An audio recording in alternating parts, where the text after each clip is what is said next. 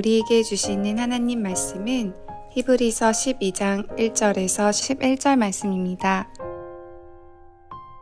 이러므로 우리에게 구름같이 둘러싼 허다한 증인들이 있으니 모든 무거운 것과 얽매이기 쉬운 죄를 벗어버리고 인내로써 우리 앞에 당한 경주를 하며 믿음의 주요 또 온전하게 하시는 이인 예수를 바라보자.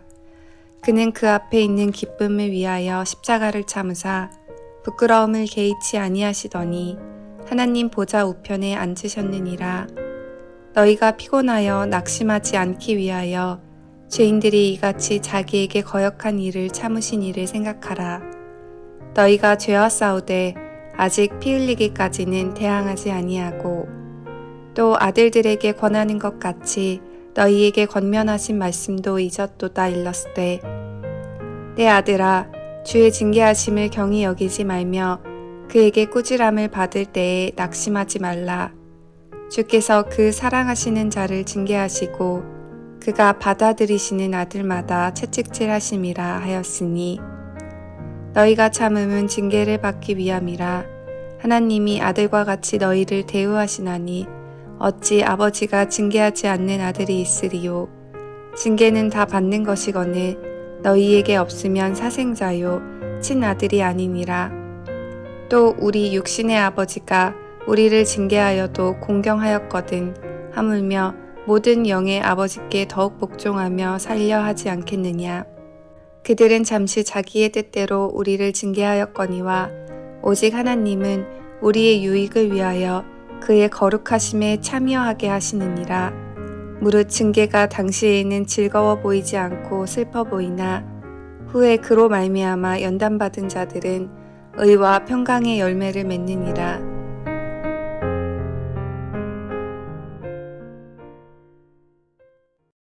믿음장이라 불리는 히브리서 11장은 구약의 많은 믿음의 선배들이 믿음을 지키기 위해서 환난과 핍박 속에서 인내했다는 내용을 보여주었습니다. 그러므로 믿음과 가장 가까운 단어는 인내입니다. 오늘 본문의 첫 절인 히브리서 12장 1절을 보겠습니다. 이러므로 우리에게 구름같이 둘러싼 허다한 증인들이 있으니, 이 허다한 증인들은 바로 앞에 있었던 구약의 성도들을 말합니다. 모든 무거운 것과 얽매이기 쉬운 죄를 벗어버리고 그 다음 보니까 인내로서 우리 앞에 당한 경주를 하며 라고 했습니다. 특별히 여기서 믿음을 지키다가 죽어서 하나님의 영원한 안식에 들어간 구약의 성도들을 증인들이라고 표현한 것을 우리가 주의 깊게 봐야 합니다. 여기서 증인이라고 번역한 마르투스는 오늘 문맥에서 보면 관중이라는 뜻입니다. 우리 앞에 당한 경주를 하며 라고 되어 있는 것입니다. 먼저 믿음 생활을 하다가 이 땅에서 사명을 다 마치고 죽어서 영원한 안식에 들어간 구약의 성도들이 큰 경기장에 가득 앉아 있고 경기를 함께 관전하고 있는 것입니다. 그리고 그 경기에 출전한 선수들은 신약의 성도들입니다. 그러므로 그 자리에 있는 모든 관중들은 전직 선수들이다라고 말할 수 있습니다. 그들도 과거에 이 땅에서 믿음의 경주자들이었던 것입니다. 이제 신약의 성도들이 그 바통을 이어받아 트랙을 뛰고 있는 것입니다. 구약의 성도들은 그냥 수동적으로 이 경기를 지켜보는 것이 아니라 열렬히 성원하며 응원을 보내고 있습니다. 왜냐하면 구원의 마라톤이 아직 끝나지 않았기 때문입니다. 신약의 성도들이 끝까지 믿음의 경주를 완주해야만 구원이 완성되기 때문입니다.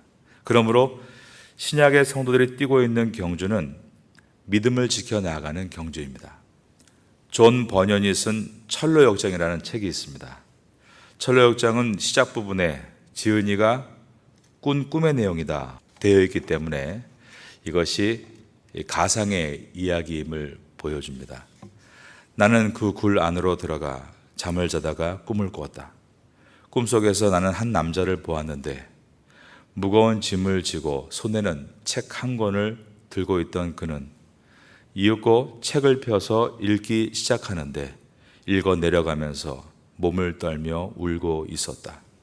그러더니 마침내 더 이상 참을 수 없다는 듯이 슬픈 목소리로 어찌할꼬라고 울부짖었다. 이 소설의 주인공의 이름은 크리스찬입니다.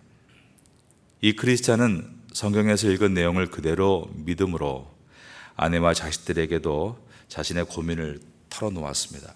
머지않아 우리가 사는 도시에 하늘로부터 큰 불이 쏟아져 내려와 도시가 온통 잿더미가 된다고 하더구나. 우리가 구원을 받을 수 있는 어떤 길을 발견하지 못한다면 나 자신은 물론이거니와 우리의 모든 가족까지 죽게 될 것이다. 크리스찬은 가족들에게 함께 가자고 설득을 했지만 가족들은 크리스찬을 미친 것으로 여겼습니다.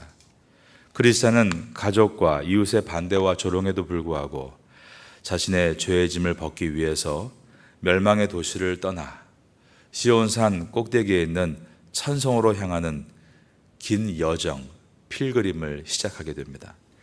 크리스찬은 순례길을 가는 동안 아래에 많은 사람들을 만나게 되는데 전도자, 고집쟁이, 온순, 도움, 선의, 허례, 위선, 겁쟁이, 불신, 경계, 신중, 수다쟁이, 질투, 미신, 아첨 등등이었습니다.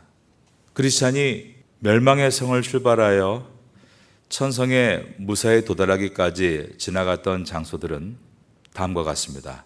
멸망의 성에서부터 출발해서 절망의 늪, 신의 산, 좁은 문, 그리스도의 십자가, 곤고산, 겸손의 골짜기, 사망의 음침한 골짜기, 허영의 시장, 안락의 평원, 물욕의 언덕, 소금기 등, 죽음의 강, 천성 등입니다.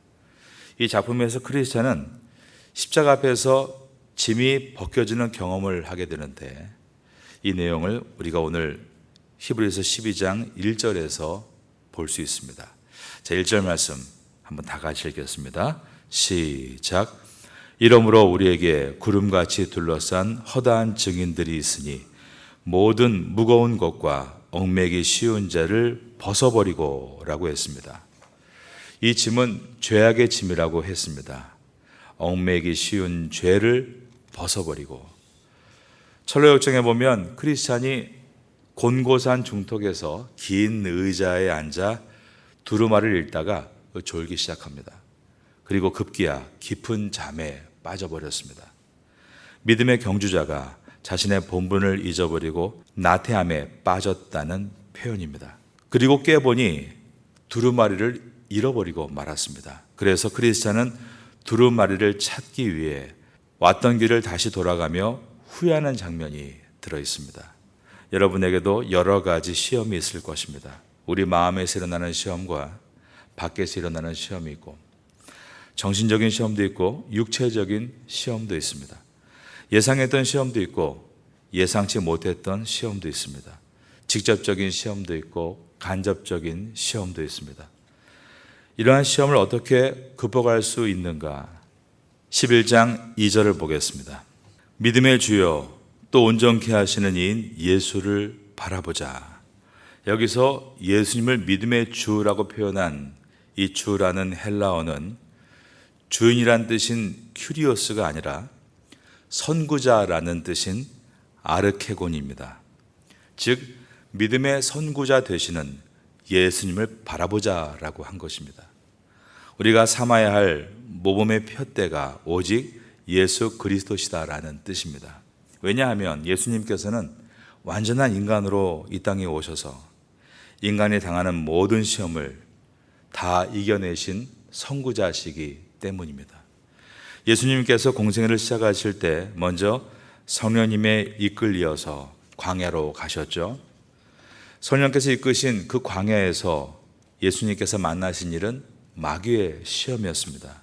이것은 예수님께서 모든 성도들 앞에 광야 같은 인생 속에서 마귀의 시험을 이기시는 선구자이심을 우리에게 보여주기 위한 것입니다. 마귀가 하나님의 아들이신 예수님을 시험할 때 첫 번째 시험은 돌덩어리를 떡덩어리가 되게 하라는 시험이었습니다. 예수님은 완전한 인간으로 오셨기 때문에 40일을 금식하신 몸에 이 떡을 만들어 먹으라는 유혹은 가장 치명적인 유혹이었습니다. 그러나 그때 예수님께서는 말씀하셨습니다. 사람은 떡으로만 사는 것이 아니다. 오직 하나님의 말씀으로 사는 것이다. 예수님은 시험을 당하는 모든 성도들의 선구자로서 사람을 정의하신 것입니다. 사람은 가장 떡이 필요한 절박한 상황에서도 어쩔 수 없다는 이유로 떡이 주는 유혹에 빠지는 것이 아니라 하나님의 말씀으로 유혹에서 이겨내는 것이다 라고 말씀하신 것입니다. 오늘날 많은 크리스찬들이 먹고 사는 문제가 걸리면 너무나 쉽게 하나님 앞에 있어야 할 자리를 떠나는 것을 보게 됩니다. 특별히 주일에 벌어지는 많은 자격시험을 보느라 젊은 청년들이 주일 성수를 제대로 하지 못합니다. 1차 시험, 2차 시험, 한 번에 합격하지 못해서 그것을 여러 번 반복하고 정말 내가 따야 할 자격증인가 숙고해 보지 않고 남들이 하니까 나도 무조건 다 준비해 놓자라는 식으로 주일에 예배를 밥 먹듯이 빠지는 것은 먹고 사는 문제를 핑계 삼아 욕망의 노예가 되어가고 있는 것입니다. 대학을 준비하는 학생과 학부모도 마찬가지입니다. 한국 대학, 태국 대학, 영국 대학, 미국 대학, 싱가포르 대학 무조건 다 지원하고 거기에 필요한 시험을 다 준비하고 그 중에 하나를 가겠다라고 하면서 얼마나 많은 시간의 소모와 또 방황을 하고 있는지 모릅니다. 하나님은 우리에게 원웨이, 한 길을 예비하신 것이지 우리의 몸을 여러 길로 인도하시지 않으십니다. 그러므로 먼저 하나님의 나라와 의를 구하는 기도를 드려야 합니다. 그러면 하나님께서는 그 학생에게, 그 자녀에게 꼭 걸어가야 할 원웨이, 한 길을 보여주실 것입니다. 많은 길을 다 준비하자가 아니라 정말 나에게 주신 한 길을 만나는 것이 중요하고 그 길을 걸어 나아갈 때 정말 보배로운 인생을 시작할 수 있게 되는 것입니다. 그리고 세상에 추구하는 부와 번영과 성공의 길을 우리는 따라가서는 안 됩니다. 그리스도인은 예수님을 닮아 정직하고 성실하기 때문에 사회에서 높은 자리에 오를 수 있고 부와 명예도 따라올 수 있습니다. 그럴 때 주님이 나를 이 자리에 세워주신 이유가 사람들이 이 자리에만 서면 겸손이 없어지고 교만해지고 변질되지만 이 자리에서도 겸손하고 낮아지고 변함이 없으므로 주변 사람들에게 감동을 주고 내가 전하는 예수님의 복음을 통해 영원 구원을 이루라고 주신 이름을 생각해야 하는 것입니다. 우리는 모두 각자의 전공과 직업에서 십자가의 길을 추구해야 될 성도들입니다. 십자가의 길이란 자기 자랑을 다 내려놓고 하나님의 영광을 드러내는 길을 말합니다. 믿음의 주여 또 온전케 하시는 이인 예수를 바라보자. 우리의 선구자이신 예수 그리스도를 바라봄으로 십자가의 길을 걷는 여러분 될 수 있기를 예수님의 이름으로 축원합니다. 우리가 삼아야 할 모범의 표대가 오직 예수 그리스도이신 이유는 우리가 사람들로 인해서 피곤하고 낙심할 때 예수님은 우리 앞서 선구자가 되셔서 사람들에게 당한 배신과 받은 핍박을 이렇게 참아야 한다라고 모범을 보여주셨기 때문입니다. 3절입니다. 너희가 피곤하여 낙심하지 않기 위하여 죄인들이 이같이 자기에게 거역한 일을 참으신 일을 생각하라. 예수님은 자신을 거역하고 대항하고 때리고 십자가에 못 박았던 그 모든 자들을 직접 대응하지 않으시고 피 흘리시기까지 참으셨습니다. 4절에 너희가 죄와 싸우되 아직 피 흘리기까지는 대항하지 아니하고 라는 말은 예수님께서 피 흘리시기까지 죄인과 싸우지 않으신 것과 대조를 이룹니다. 죄인된 우리는 피 흘리기까지 서로 으르렁대고 싸우면서도 정작 피 흘리기까지 자신의 죄에 대해서는 싸우지 않는다는 것입니다. 여러분은 죄인들과 싸우려 하지 말고 자신의 죄와 싸우는 사람이 되십시오. 그럴 때 진정한 열매를 맺게 되는 것입니다. 하나님께서 우리를 진정으로 사랑하신다면 하나님은 결코 우리가 죄 가운데 빠져 있는 것을 용납하실 수 없습니다. 그러므로 예수님은 십자가에 달리셨습니다. 십자가는 죄인인 우리를 죽기까지 사랑하셨다는 상징과 동시에 우리의 죄를 죽기까지 용납할 수 없었다는 상징입니다. 하나님은 우리를 진정으로 사랑하시기 때문에 우리가 죄에 빠져 사는 것을 결코 그냥 두고만 보고 계시지 않으십니다. 우리가 죄의 길에서 빠져나와 의의 길을 걷도록 훈육하시고 징계하시는 것입니다. 5절을 보겠습니다. 또 아들들에게 권하는 것 같이 너희에게 권면하신 말씀도 잊었도다. 일러스되 내 아들아 주의 징계하심을 경히 여기지 말며 그에게 꾸지람을 받을 때에 낙심하지 말라. 우리는 죄로 인해서 하나님의 징계를 받고 있다라면 낙심하지 말고 도리어 기뻐해야 합니다. 왜냐하면 하나님이 나를 사랑하시기 때문이고 이것이 심판이 아니라 징계라는 것은 아직도 나에게는 기회가 있다는 뜻이기 때문입니다. 6절에서 11절입니다. 주께서 그 사랑하시는 자를 징계하시고 그가 받아들이시는 아들마다 채찍질 하심이라 하였으니 너희가 참음은 징계를 받기 위함이라. 하나님이 아들과 같이 너희를 대우하시나니 어찌 아버지가 징계하지 않는 아들이 있으리요. 징계는 다 받는 것이거늘 너희에게 없으면 사생자여 친아들이 아니니라. 또 우리 육신의 아버지가 우리를 징계하여도 공경하였거든 하물며 모든 영의 아버지께 더욱 복종하며 살려하지 않겠느냐. 그들은 잠시 자기의 뜻대로 우리를 징계하였거니와 오직 하나님은 우리의 유익을 위하여 그의 거룩하심에 참여하게 하시느니라. 무릇 징계가 당시에는 즐거워 보이지 않고 슬퍼 보이나 후에 그로 말미암아 연단받은 자들은 의와 평강의 열매를 맺느니라. 인간이 가장 불쌍할 때는 죄를 지어도 하나님께서 징계하지 않으실 때입니다. 그것은 어쩌면 하나님께서 포기하신 것인지도 모르기 때문입니다.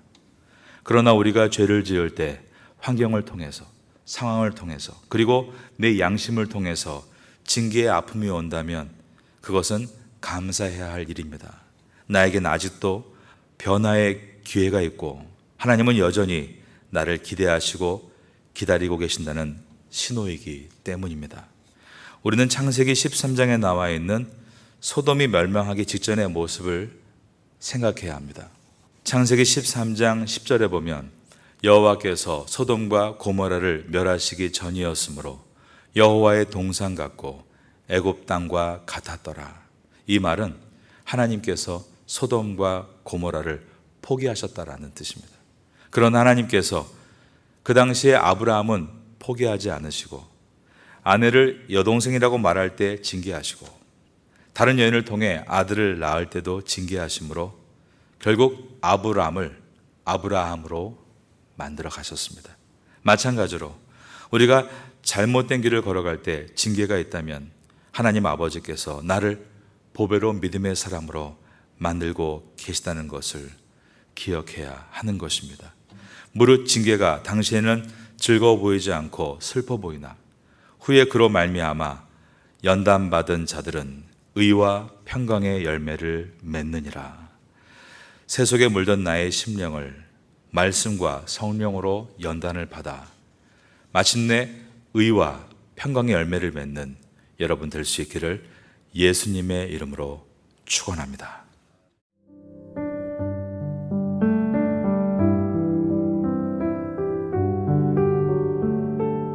지금은 함께 기도하는 시간입니다. 9월의 공동 기도 제목은 첫째, 하반기 새롭게 시작하는 각 교구 구역 예배를 위해, 둘째, 한인 교회 학교와 태국인 교회 학교를 위해, 셋째, 주간 장애인 보호센터와 농아인 교회를 위해, 넷째, 9월 28일, 29일 장애인 사역 세미나를 위해. 말씀을 붙잡고 기도하는 귀한 시간 되시기를 소망합니다.